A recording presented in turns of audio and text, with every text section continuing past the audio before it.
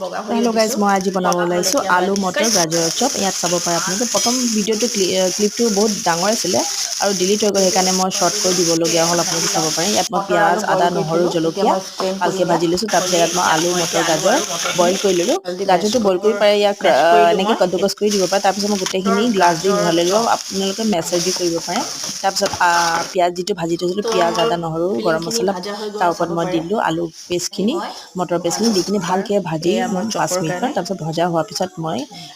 তাৰপিছত আলু চপৰ আকাৰত দিম চপৰ আকাৰত দিয়াৰ পিছত মই 10 মিনিট ফ্ৰিজত থ'ম ফ্ৰিজত থ'লে কি হয় তেতিয়া মানে বস্তুটো টাইট হৈ যায় তেতিয়া ভঙাৰ কোনো ভয় নাথাকে তাৰপিছত মই ফ্ৰিজত থৈ দিলোঁ 10 মিনিট তাৰপিছত মই কেৰাহীত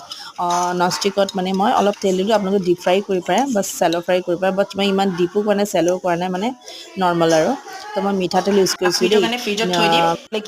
মই মিঠাতেল ইউজ কৰিছোঁ তাৰপিছত আপোনালোকে চাব পাৰে মই ফ্ৰিজৰ পৰা ওলালোঁ 10 মিনিটৰ পিছত তাৰপিছত মই ইয়াত হালধি নিমখ বেচন দি বেটাৰ ৰেডি কৰি থৈছোঁ বেটাৰটো 10 মিনিটৰ কাৰণে ৰেষ্ট কৰিছোঁ তেতিয়া ৰেষ্ট কৰিলে কি হয় বেচনখিনি মানে ভালকৈ মিহলি যায়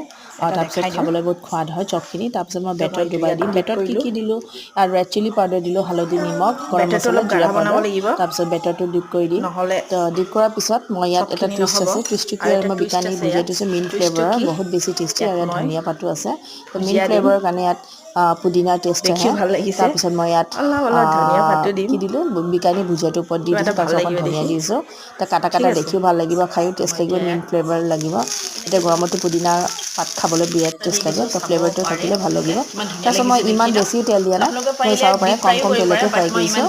তো আপোনালোকে পাৰিলে ডিপ তেলতে ফ্ৰাই কৰি খাব পাৰে তাৰপিছত মোৰ ৰেডি হৈ গ'ল চপখিনি তাৰপিছত মই আদা নহৰু জলকীয়া আৰু ধনিয়া পাতি দি এটা চাটনি বনাইছোঁ আপোনালোকে এনেকৈ ট্ৰাই কৰি চাব যদি মোৰ ভিডিঅ'টো অলপো ভাল লাগিছে প্লিজ গাইজ লাইক আৰু ছাবস্ক্ৰাইব কৰি দিব অ'কে বাই বাই গাইজ আকৌ লগ পাম নতুন এটা ভিডিঅ'লৈ থেংক ইউ আপোনালোকে এনেকৈ ঘৰত ট্ৰাই কৰি চাব মটৰৰ আৰু আলুৰ গাজৰৰ চপ